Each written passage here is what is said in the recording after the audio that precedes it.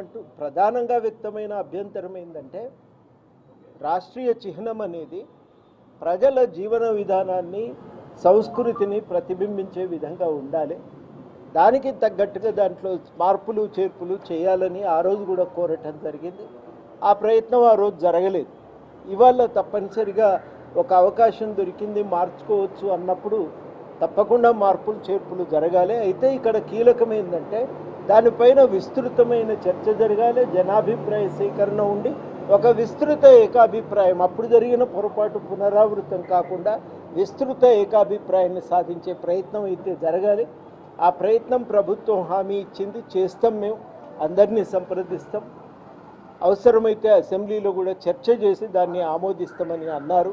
కాబట్టి ఒక ప్రజాస్వామిక పద్ధతుల్లో చర్చ జరిగి దాన్ని ఇంకింత మెరుగ్గా తీర్చిదిద్ది తెలంగాణ జనజీవితాన్ని కూడా ప్రతిబింబించే విధంగా మెరుగుపరుచుకునే ప్రయత్నం జరిగినప్పుడు అంత అభ్యంతరాలు ఉండవలసిన అవసరం లేదు. తొందరపాటున మళ్ళీ ఒకరిద్దరు కూర్చొని నిర్ణయించి ప్రజల మీద రుద్దితే తప్పవుతుంది. అది ప్రజలందరి యొక్క సమ్మతితో పెంపొందించుకోగలిగితే ఉన్నతంగా ఉంటుంది. ఆ ప్రయత్నం చేస్తామని ఒక మాట ఇవ్వటం జరిగింది. నేను అనుకుంటున్నా, వ్యక్తిగతంగా నా అభిప్రాయం. ఎందుకంటే ప్రజల జీవితం దాంట్లో ప్రతిబింబించట్లేదు. మీరు ఏ లోగో తీసుకున్నా ప్రజా జీవితం ప్రతిబింబించాలి, దాంట్లో అది ప్రతిబింబించట్లేదు. 4 కట్టడాలను ఒక దగ్గర వేసినట్టుగానే ఉన్నది తప్ప కానీ ఒక ప్రజా జీవితాన్ని ప్రతిబింబించే ప్రయత్నం అయితే చేయటం లేదు. ఆ ప్రయత్నం చేయకపోవటమే ఇవాళ అందరికీ కలిగినటువంటి ఆక్షేపణ. రాచరిక మూలాలు వద్దనుకుంటున్నాం. మీరు ఆ పాటలో కూడా కాకతీయ కళాప్రభలు గోల్కొండ నవాబులు పదాలు. నేను ఇప్పుడు రాచరిక మూలాలు అని అంటే తెలంగాణ చరిత్రను వైభవాన్ని గుర్తు చేసుకునేటప్పుడు మొత్తం తెలంగాణ ప్రభావాన్ని అంతటిని కూడా మనం యాద్ చేసుకుంటాం. దాంట్లో ఎవరికి లేదు. నేను ఆ జోలికి ఆ చర్చ జోలికి పోవటం లేదు. నేను అనేది ఏంటంటే ఉట్టిగా ఒక కట్టడాన్ని పెట్టడం కాదు, తెలంగాణ ప్రజా జీవితం ప్రతిబింబించాలనేదే నేను ప్రధానంగా కోరుకుంటున్నా. ఆ ప్రజా జీవితం ప్రతిబింబించే విధంగా లేదు కాబట్టి దాన్ని సవరించుకోవాలి. అందులో చారిత్రక కట్టడాలు ఉంటాయి కావచ్చు. దాన్ని తుది రూపం ఇచ్చినాక ఏ ఫామ్లో వస్తుంది మనకు తెలియదు. చర్చ అది కాదు. చర్చ ప్రజలు కూడా కనబడతారా లేదా అనేది చాలా కీలకం.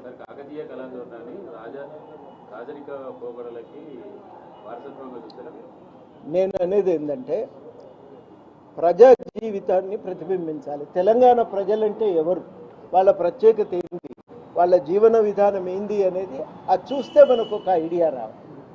అట్లా అని ఇప్పుడు ఛత్తీస్గఢ్ లోగో ఉంటే చుట్టూ 36 కోటలు కనబడతాయి, అట్లా అభ్యంతరం ఏం లేదు కదా. ఇప్పుడు తెలంగాణ అన్నప్పుడు తప్పనిసరిగా తెలంగాణ చారిత్రక ప్రత్యేకతను ప్రశస్తిని కొనేయటంలో తప్పులేదు.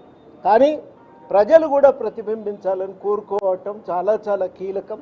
ప్రజాస్వామ్యంలో ఉన్నప్పుడు ప్రజలు ప్రతిబింబించాలని కోరుకోవటంలో తప్పులేదు కదా. తెలంగాణకున్న ఒక ప్రత్యేకత దాశరథి గారు చెప్తారు, తెలంగాణ ప్రపంచానికి పోరాటాల ద్వారా పరిచయం అయిందని. మగ్దుమ్ మొహిద్దీన్ గారు ఒక మాట ఏమంటారంటే ఇంఖిలాబ్ కా పైగంబర్ ఓ హై తెలంగాణ అని.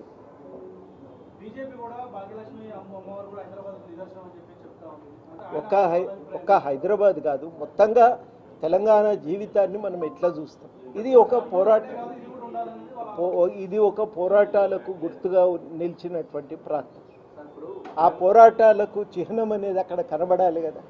అనేక మంది అమరులైనటువంటి ప్రాంతం, అది ప్రతిబింబించాలి కదా. ఆ వాస్తవికత అనేది కనబడాలి కదా. ఇది నా దృష్టిలో చాలా కీలకం. తెలంగాణ సాయుధ పోరాటం కూడా ఈ తెలంగాణలో జరిగింది. దానికి సంబంధించినటువంటి చరణాలు ఉండాలనే ప్రతిపాదన వచ్చినట్టుగా అది కూడా మీకు సంబంధించినటువంటి దాన్ని ఏ విధంగా ప్రతిబింబించాలో కవి దాన్ని వివరణ కూడా ఇవ్వటం జరిగింది. ఇప్పుడు ఇది ఏంటంటే 10-25 ఏళ్ళుగా పాడుకుంటున్నాం. ఇప్పుడు దాన్ని ఏం చేస్తాం, దాన్ని అది మనం వచ్చింది వారసత్వంగా జనజీవితంలో భాగమైపోయింది. దాన్ని ఇవాళ అధికారికంగా గుర్తింపు దొరుకుతున్నది. అది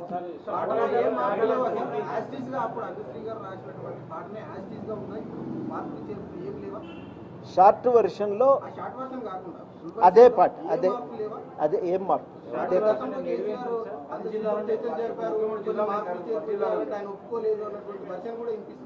ఇంట్లో కూడా ఏం మార్పులు లేవు. ఆయన రాసుకున్న పాట అట్లాంటివి చిన్న చిన్న వ్యక్తీకరణకు సంబంధించినవే తప్ప కానీ మార్పులు మౌలికంగా ఏవీ లేవు. అప్పుడున్న పాట యథాతథంగానే ఉంది. ఆ? అంటే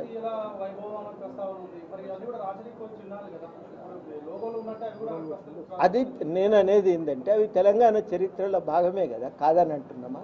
నేననేది ఏంటంటే చిహ్నం అనేది అవి మాత్రమే ఉంటాయా, తెలంగాణ జనజీవితం ప్రతిబింబిస్తుందా లేదా అనేది చాలా కీలకం. పాటలు అవి లేవా? ఉన్నాయి కదా. జానపద జనజీవన జావలీలు జాలువారా అనేది రాస్తున్నాడు కదా. అట్లాగే తెలంగాణకు ఉండేటువంటి పోరాట యోధులను కూడా స్మరిస్తూ ఉన్నారు. ఆ తెలంగాణ జీవితానికి ఒక చరిత్రను గుర్తు చేస్తున్నాడు, ఒక వర్తమానాన్ని మన ముందు పెడుతున్నాడు. ఇదయ్యా తెలంగాణ జనజీవితం అని చూపిస్తూ ఉన్నాడు. అది లేకపోతే మనం అడగాలి, ఇది లేదు, ఇది దీంట్లో ఈ పరిమితి ఉంది అనేటువంటి మాట మనం చెప్పొచ్చు. పాతది గుర్తు చేసుకోరా మీరు? ఇప్పుడు రామప్ప గుడిని యాద్ చేసుకుంటారా లేదా?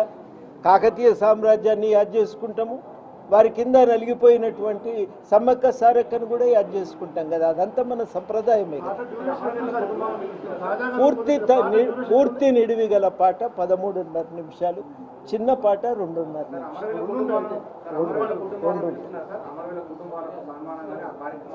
అమరవీరులకు అందరం కూడా పాల్గొంటాం ఈ కార్యక్రమంలో. సన్మానాలు అవన్నీ విడిగా మరొకసారి చేసుకుందామని మొట్టమొదటిసారి అందరినీ పిలుస్తున్నారు. అది చాలా ముఖ్యం.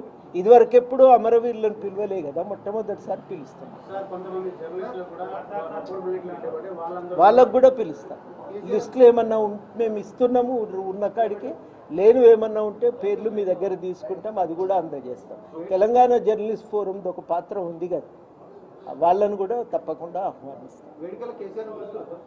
గవర్నమెంట్ పిలుస్తుంది కదా,